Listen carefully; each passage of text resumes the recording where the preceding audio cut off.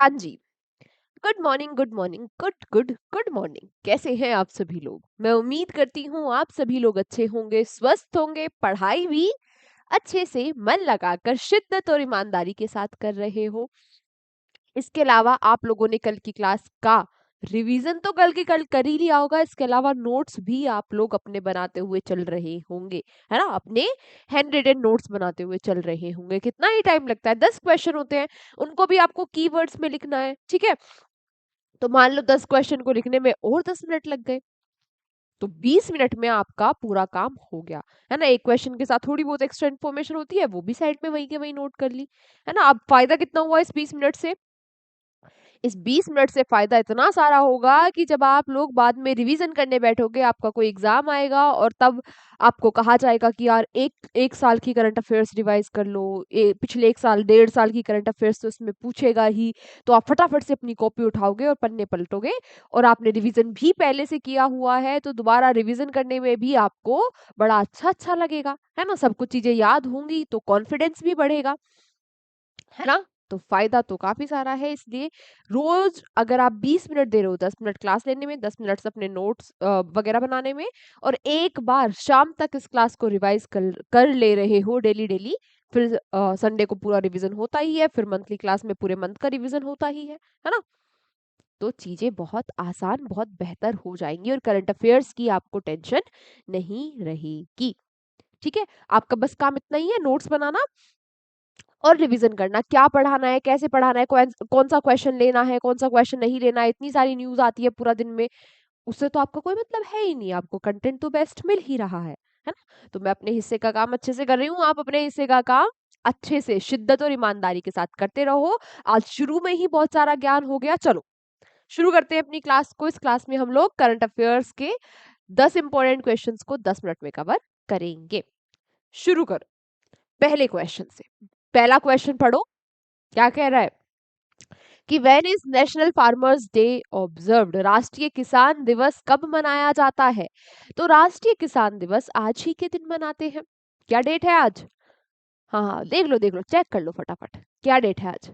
हाँ, आज की डेट भी आप चेक करके बता रहे हो, नालायक हो। चलो खैर, कब मनाते हैं? 23 दिसंबर को। क्यों मनाया जाता है ये बात भी इम्पोर्टेंट है, क्योंकि इस दिन एक महापुरुष का जन्म हुआ था जिनका नाम चौधरी चरण सिंह है। इन्होंने किसानों के हित में काफी सारे काम किए, इसीलिए इनके जन्म दिवस पर मनाया जाता है नेशनल फार्मर्स डे, या तो फिर कह लो राष्ट्रीय किसान दिवस। दोनों बातें याद रखना कि कब मनाया जाता है और किसके बर्थडे पर मनाते हैं हम इस दिन को। फिर आपसे पूछा कि where has prime minister Modi recently inaugurated the new terminal building of Gopinath Bardoloi international airport? यानी कि आपसे पूछा कि हाल ही में प्रधानमंत्री मोदी ने कहां पर गोपीनाथ बारदोली अंतर्राष्ट्रीय हवाई अड्डे के एक नए टर्मिनल का उद्घाटन किया है। तो ये गोपीनाथ बारदोली हवाई अड्डा है कहां पर? गुवाहाटी में। गुवाहाटी कहाँ है? असम में। तो वहां पर एक नया टर्मिनल बनाया गया जिसका उद्घाटन किया मोदी जी ने। इस टर्मिनल को बनाने में 4,000 करोड़ का खर्चा आया और ये जो टर्मिनल है ये एनुअली 1.3 करोड़ पैसेंजर्स को हैंडल कर सकता है। ठीक है? अब नाम यहाँ पर असम का आया था, तो असम के बारे में एक दो बातें तो पता ही होनी चाहिए, जैसे कैपिटल दीसपुर है, असम की कैपिटल गुवाहाटी नहीं है। क्या है? दीसपुर है। बहुत कंफ्यूजन रहता है इसमें, है ना? और जल्दी जल्दी में, क्योंकि गुवाहाटी बहुत ही फेमस सिटी है वहां पर, तो जल्दी जल्दी में क्या रहता है कि अरे गुवाहाटी ही लगता है कि असम की कैपिटल होगी। क्या है असम की कैपिटल? दीसपुर। मुख्यमंत्री कौन है यहाँ? हेमंत विश्व शर्मा। और गवर्नर है लक्ष्मण आचार्य। फिर अगला question, recently the book Salman Khan the sultan of Bollywood written by whom has been released? हाल ही में एक किताब रिलीज हुई जिसका टाइटल है Salman Khan the sultan of Bollywood. आपसे पूछ रहा है कि इस किताब को किसके द्वारा लिखा गया? तो इस किताब को लिखा किसने?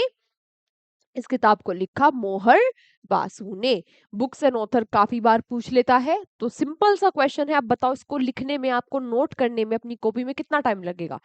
आप ऐसे क्वेश्चन नंबर डालोगे, फिर क्या लिखोगे कि Salman Khan, the sultan of Bollywood, ये क्या है, बुक है ना, एक ऊपर कोने में लिख लेना बुक, और या फिर ऐसे लिख लेना बुक सलमान खान, ऐसे आपने लिखा Salman Khan the sultan of Bollywood, और एरो ऐसे लगाना यहाँ पे लिख लेना कि, या तो लिख लेना written by,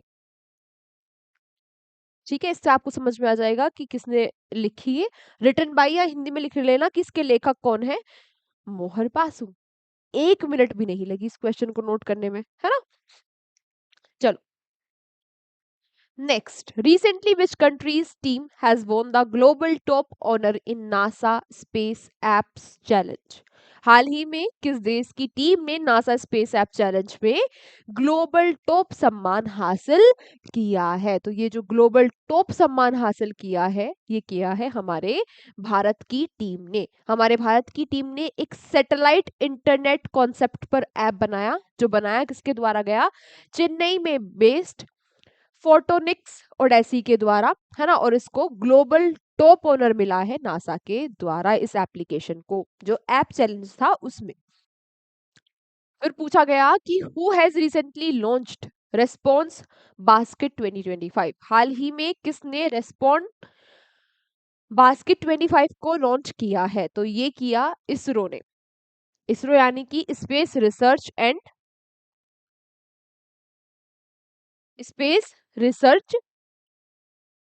Indian space research organisation. मैं डीआरडीओ और इसरो दोनों को क्या कर रही थी, mix. Indian space research organisation, इसके द्वारा ये जो रिस्पॉन्स बास्केट है इसको लॉन्च किया गया। अब ये है क्या, इसमें इनवाइट किया जाएगा जो भारत में यूनिवर्सिटीज हैं, है ना, या फिर जो एकेडमिक इंस्टीट्यूशंस है, वहां से जो रिसर्चर्स हैं उनको इनवाइट किया जाएगा कि भाई जो नासा के आने वाले प्रोग्राम्स है ना, आप भी उनमें योगदान दो। अगर आपका कोई योगदान हो सकता है, आपकी कोई रिसर्च है, आप कुछ जानते हो, तो आप लोग भी आओ और हेल्प करो, उसके लिए ये है, ठीक है।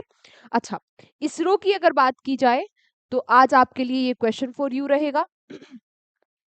इसरो की स्थापना कब हुई, इसके चेयरमैन कौन है, और हेडक्वार्टर्स कहाँ है? तीनों चारों बातें आप मुझे कमेंट बॉक्स में बता देना। नेक्स्ट,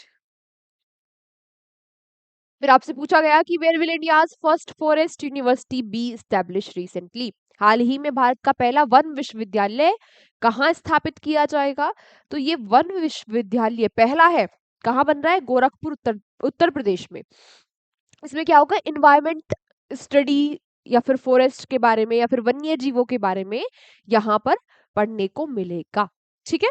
तो ये पहला फॉरेस्ट क्या है हमारी, ये पहली फॉरेस्ट यूनिवर्सिटी है, कहाँ बन रही है, गोरखपुर में, जो गोरखपुर का है उत्तर प्रदेश में।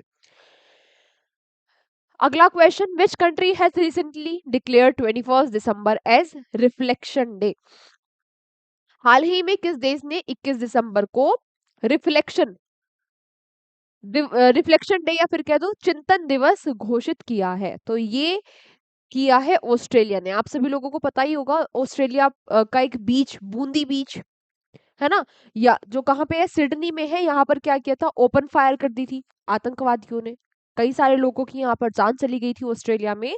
तो इसीलिए ऑस्ट्रेलिया ने जो विक्टिम्स है उनके लिए ये दिन जो रिफ्लेक्शन डे है, ये 21 दिसंबर को मनाने की बात कही है, ठीक है, ठीक है। चलो, अब ऑस्ट्रेलिया की जो कैपिटल है वो है कैनबरा, प्राइम मिनिस्टर है यहाँ के एंथनी एल्बनीज। मतलब कि 21 दिसंबर का दिन डेडिकेटेड होगा जो विक्टिम्स रहे, जिन्होंने अपनी जान खो दी उस हमले में, या फिर जो इंजर हुए हैं लोग वहां पर, उनके लिए, ठीक है। चलो, Which country has recently won the Under 19 Asia Cup title for the second time? दूसरी बार Under 19 एशिया कप टाइटल जो है ये किसने जीता? इस टाइटल को पाकिस्तान ने जीत लिया है। भारत को हराकर इस टाइटल को पाकिस्तान ने जीता है। और हो कहाँ पर रहा था, ये दुबई में हो रहा था, ठीक है। तीनों बातें याद रखना, किसने जीता, कहाँ हो रहा था, और किसको हरा कर जीता। Second last question, which country has recently launched operation hawkeye strike, हाल ही में ये जो ऑपरेशन है होकाई स्ट्राइक, इसको किसने लॉन्च कर दिया? इस ऑपरेशन को लॉन्च किया यूएसए ने। ये ऑपरेशन है क्या, तो सीरिया में यूएस जो एयरफोर्स है उस पर अटैक कर दिया था। अब सीरिया में बेस्ड जो आईएस का जो कैंप्स है उनको टारगेट करने के लिए यूएसए ने ये होकाई ऑपरेशन को लॉन्च किया है जॉर्डन के साथ मिलकर। तो ये ऑपरेशन क्या है, किसने लॉन्च किया, कहां पर लॉन्च किया, सारी बातें क्लियर ना। आज का हमारा last question, recently which country has announced compulsory flogging for cheaters. हाल ही में किस देश ने धोखेबाजों के लिए अनिवार्य कोड़े मारने की सजा की घोषणा की है। तो ये जो सजा की घोषणा की है, अगर कोई भी धोखेबाजी करता है तो उसको कोड़े मारे जाएंगे, है ना। क्या कह रहे हो मैम, वो भी धोखेबाज था या थी, उसको भी कोड़े लगने चाहिए, है ना, भारत में भी होना चाहिए ऐसा कुछ। चलो क्वेश्चन पे आ जाओ। तो धोखेबाजों को कोड़े मारने की ये जो स्कीम है ये लॉन्च की है कहाँ पर, सिंगापुर में। अगर आप धोखेबाजी करते हो और आप सिंगापुर में हो तो आपको कोड़े मारे जाएंगे, कोई भी अगर फ्रॉड वाला काम करते हो तो। ये क्लास हमारी यहीं तक थी। इसकी पीडीएफ आपको मिलेगी एग्जाम जर्नी एप्लीकेशन पर। अच्छा, अगर ऐसा कुछ भारत में लॉन्च हो भी गया कि कोड़े मारे जाएंगे जो भी धोखेबाज होगा, तो मतलब मुझे लग रहा है पूरा यूथ समाज जो है वो तो खड़ा होके पिट रहा होगा कि क्योंकि किसी ने किसी को धोखा दे दिया। और आजकल जो ये लेटर वाले जेनजी है ना, 2005 के 2007 के बाद वाले जेनजी जो लोग हैं, है ना, वो वो तो बेचारे पिट ही रहे होंगे। चलो खैर, एग्जाम जर्नी टेलीग्राम चैनल की अगर बात की जाए, वहां पर आपको पीडीएफ मिल जाएगी। वहां से अगर आप पीडीएफ ले लेना, अपने नोट्स कंप्लीट कर लेना। मिलते हैं आपसे अगली क्लास में। Take care, bye bye. हाँ, उससे पहले वाले भी नहीं नहीं, ऑफेंडेड फील मत करना भाई, सब पिट रहे होंगे जितना भी यूथ है। ओके।